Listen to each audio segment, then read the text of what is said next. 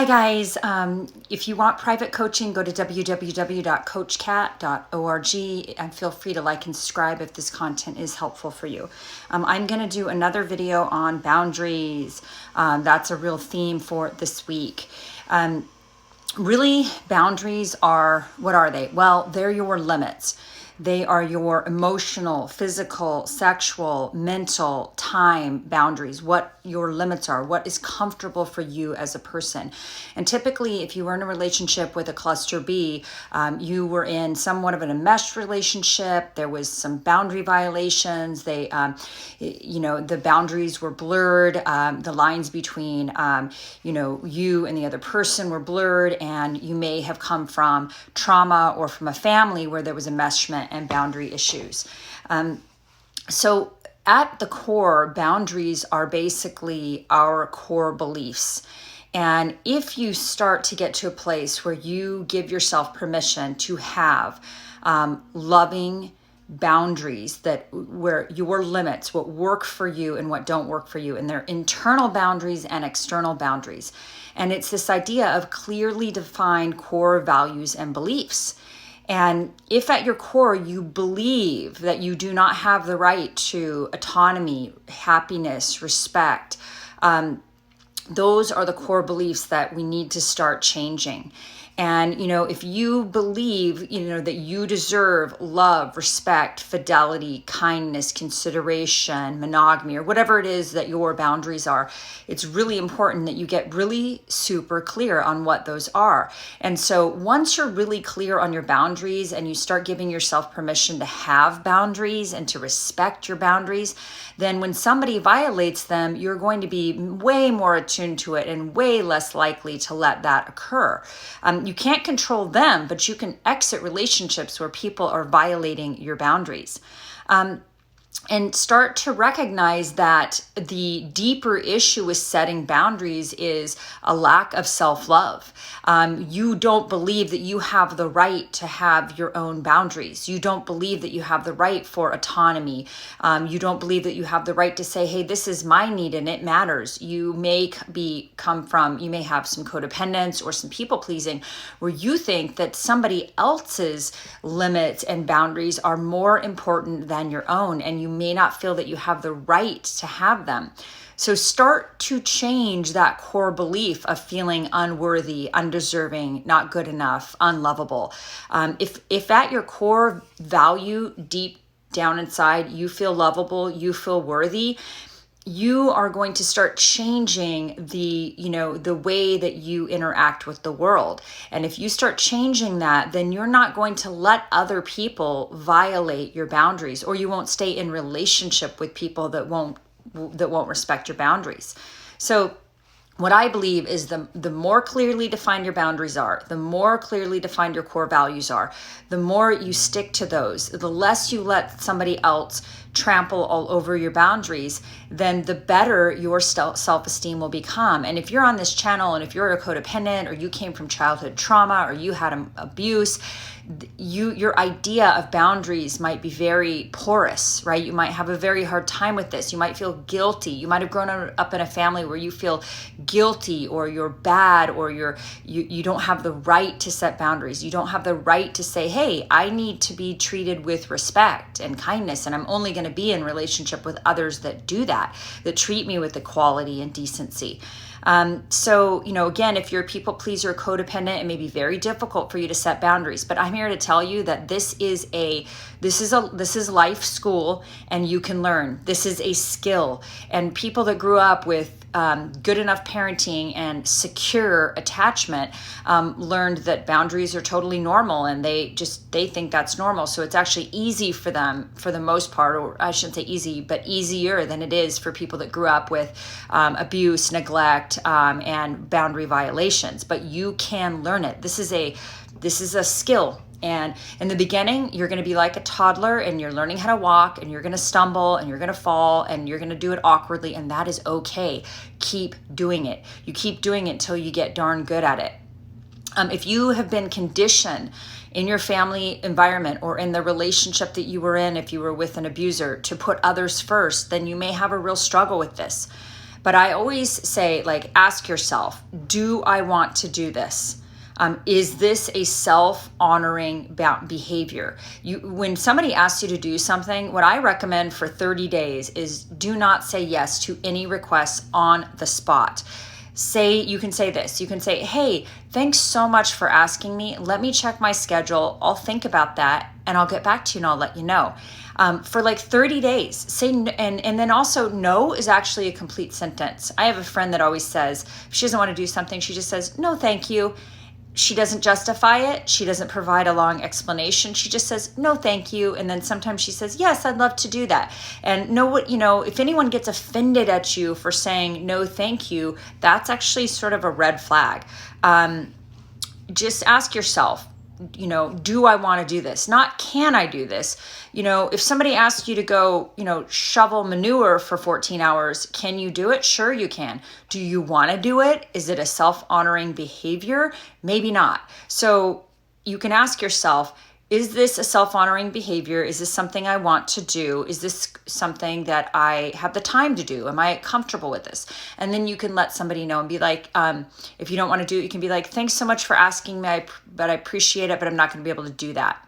Simple, right? If somebody gets mad at you for saying, thanks for asking me to do that, but I'm not going to be able to do that. Like, wow, they have issues if they're going to push on that. Now, keep in mind, if you've been in a relationship where you haven't set boundaries for 10 years and all of a sudden you're changing it up and setting boundaries, there is going to be some pushback. Expect that. But people that are decent, I shouldn't say decent, people that have healthy boundaries or that are learning healthy boundaries or aware of boundaries are going to respect your boundaries if you actually set them. So if you find yourself becoming exhausted, resentful, angry, when people are asking you to do things and you keep helping them, that is a sign that you are overextending yourself and you're not setting boundaries. If you need to do things for others to get validation or control, that's a problem. So you can ask yourself, what is my motivation? What's my motive for this thing that I've agreed to do? What's my motive? Am I doing it so I look like a nice guy or a nice girl? Am I doing that so I can ingratiate myself to you? Am I doing that so you like me? Or am I doing it because it's a self-honoring behavior and it's something that is holistically good for me?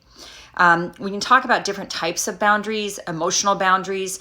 When you are in a relationship with someone, you both have different boundaries. You need to recognize that the other person is having an entirely different emotional experience than you. So be careful about projecting your own emotional experience onto somebody else or accepting their projections onto you. This person, and whether it's romantic or familial or friend or work, they have a different brain. They have a different emotional life. They're coming from a different place. They have a different experience. They are not you. You're not a mesh. You're not the same person. You're two different people. If you came from an enmeshed family with boundary issues, this may be very difficult for you to realize. And some people, you might take it personally if somebody feels differently than you, but don't. They're different than you. It's okay. They have a different emotional life than you have, and that's perfectly acceptable. And you have the right to a different emotional life than somebody else. You do not need to agree with everyone. That wouldn't be being true to yourself. If you come from, again, this enmeshed family or abusive family, you may have some blurry lines when it comes to boundaries. You cannot assume that somebody else is feeling the same way that you are. In fact, I would almost assume that they're not. If you find yourself justifying, you're trying to elicit justification or justify the way you feel, like you feel like you have to be like, present a case, be a lawyer, present the evidence for why you feel the way you do. You actually don't have to do that. You actually have the right to feel however you feel. You don't have the right to go, abuse people based on the way you feel or act out inappropriately. I'm not suggesting that, but you have the right to feel the way you feel, even if it's entirely different than another person. You might find yourself, if you find yourself being an emotional, vomiter, emotional dumper, sometimes we get into relationships where we emotionally vent on others or we emotionally dump on others. And it's okay. Like on some level, we need to have friends that we can emotionally vent and discuss things with, right? But I think it's super important that you ask permission. And this is what I'm really working on. This has been a real struggle for me, but for me to say, hey, I really need to process and this thing that happened to me. I maybe some venting. Are you in a space where you're open to helping me process this? And it might be uncomfortable, and here's some of the content. Give somebody agency, give them permission to say no. Say, I'm just not in the space. I love you, you know that, but I'm just not in the space for that right now. And then also, if somebody's doing this to you, if they're venting and emotionally dumping on you, I think it's also really important for you to go, okay, I'm not in this space right now where I can hear that emotional venting from you, or I'm not the person, I'm not the appropriate person to be dumping that on, please seek therapy. I mean, you don't have to say, please seek therapy. Don't do that. But you don't have to be the emotional barf bag for somebody. You just don't. It's not your job. Now, if you find yourself able to listen to somebody's emotional venting or sort of discussions, and you feel totally fine and it doesn't harm you and you're in the space to do it and you want to be there for that person because it's part of your way of connecting intimately with them, that is another thing. But really check in with your body and your feelings. Like, how is this making me feel? And make sure that and it may be that sometimes you can listen and sometimes you can't, depending upon the emotional space that you are in, depending upon what's going on in your life. And then sometimes we might find ourselves having boundary issues if we are sharing inappropriate material with somebody. Like sometimes you'll see this a lot in families where there is sort of boundarylessness or almost like emotional incest, where, a parent will share with their child inappropriate information and sort of dump on their child like they would a friend or a therapist, but that may not be appropriate for you to be doing that with your child. So even if it's a grown child. So that's something to be really aware of, that you need to, on some level, censor yourself and figure out, is this appropriate for me to be talking about this specific thing at work with my work colleagues, or is this appropriate for me to be talking about this with my kid? And then vice versa. If somebody is using you, if you have a parent that may be narcissistic, or you have a parent that is, sharing inappropriate material with you, it's okay for you to set boundaries around that. It's okay for you to go, I don't want to hear about your dating life or, that's not okay. Right. Material boundaries, possessions. It's okay to choose who we lend things out to. You don't have to lend things out. If you lend something out to a friend and, they bring your car back filthy and they didn't change the oil and they borrowed it for a week, you can decide that that's not a friend that you're willing to loan your car out to. Or you can say, if you ever borrow my car again, please return it with an oil changed and it cleaned. That's just an example. Or if somebody borrows your stuff and they stain your clothes, you can say, hey, if you're going to borrow my clothes again, I would like them to be dry cleaned before being returned, or I'm just not comfortable loaning clothes to you. You can say that. You have the right to limits around material possessions. And then time and energy boundaries. Okay, so if you don't say no, then your time is going to get absorbed. If you say yes to everything, then that's a problem. You have to be really careful about your time and about what you're saying yes to and setting boundaries around that. And also, like, if you're somebody who's habitually late, or you're dealing with a friend who's habitually late, who isn't respecting your time, you can also set boundaries around time and energy. Mental boundaries. When you ask someone to not contact you and they violate that and they contact you anyway. Now, sometimes when people have anxious attachment style, they really need for you to communicate with them so that you can, they feel that need, so that you can sort of, help them feel, soothed, but that's not your job. And sometimes you can say, hey, I just need some time and space and I'll get back to you when I'm ready to communicate, right? So time and energy. And mental boundaries. Favors. If friends are asking you for favors or tons of help from you, you may need to put up boundaries around favors. You may be the go-to person that everyone asks for certain things, and it's okay for you to say no. And remember, mental boundaries. It's okay to have different thoughts, values, opinions, beliefs, feelings from other people. If you find yourself in a relationship where somebody else is rejecting your thoughts, feelings, and beliefs and your opinions, then you may need to set boundaries around that. And also you might be the perpetrator or the culprit where you're not valuing somebody else's their rights to have different thoughts, values, opinions, and beliefs than you. Physical boundaries, personal space. You may need more time. You may have stronger physical or certain physical or sexual boundaries that other people don't have. Maybe you need to go very slow in terms of sexuality, and you need to set those boundaries and say, hey, I'm somebody who needs to go very slow in terms of sex. I want to get to know somebody before I, engage in sex. Or you could have everyone has different boundaries around this. But not just sex, it's also personal boundaries. It's like, somebody's giving you too much PDA in public, or, you may not be comfortable with that, or, physical, they may be standing too close to you, taking up too much of your space. Like, it's okay for you to set boundaries around this. And if you came from a family where you had sexual abuse or you had physical abuse, these boundaries are very important. Your physical and sexual boundaries are very, very important to hone in on what those are. And then even sometimes it can even be unwanted sexual or physical comments. I mean, I grew up, my mother always said that you should not make comments about people's physical appearance, either negative or positive. I mean, that was her sort of perspective of where she came from, and it kind of makes sense. I'm not saying that I totally 100% agree with that, because I'm very complimentary about people's physical appearance. I try to do that, but sometimes if you're not sure, it's okay that you keep your mouth shut, that you're not like, commenting on someone's physical appearance, because especially if it's sexual in nature, like that might be a boundary violation. And you need to figure out what's true for you in that. Like if somebody comments on, I don't know, your short skirt or whatever, that may be offensive to you. And so it's really important that you get very clear on what your boundaries are, your physical, your mental, your emotional, your sexual boundaries, your time boundaries, your energy boundaries. And just remember, like, no is a complete sentence.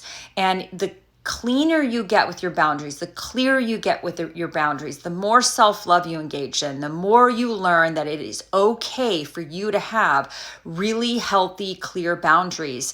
And the more you set those, the higher your self-esteem is going to get. You are going to start really, loving and respecting yourself enough to be like, hey, this is a boundary that doesn't work for me. Like, I'm not comfortable with this. And also financial boundaries. I forgot to mention that one, but that's also where, you don't have to loan out money if you don't want to.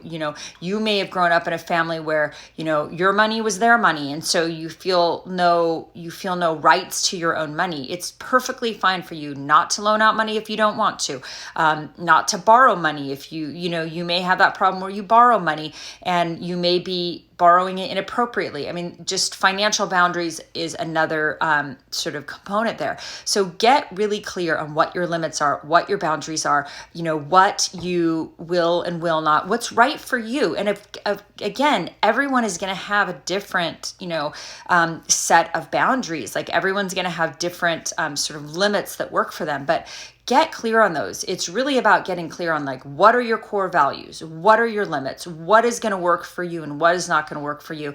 And again, I know that if you're on this channel, you may have grew up in an enmeshed family. You may have had abuse. You may be codependent. You may be a people pleaser. So this is like learning a new language. But what I can encourage you to focus on is that you can learn it. This is skills that you can build. And the more you practice setting boundaries, the more you practice saying no, the more you practice asking yourself, is this self-honoring behavior? Is this okay for me? What are my boundaries? What are my core values? What are my core beliefs? Get really clear on those. I made a list of what my core values are. I made a list of what what I'm looking for in a partner, like what an ideal partner would look like. And I have that list, and I'm pretty, getting clearer and clearer on what that's like. And you have the right to absolutely to set these boundaries. In fact, it's almost, I believe, your job. It's your obligation, because it's all about radical self-care. So thank you so much. And I hope this helps you guys. Bye-bye.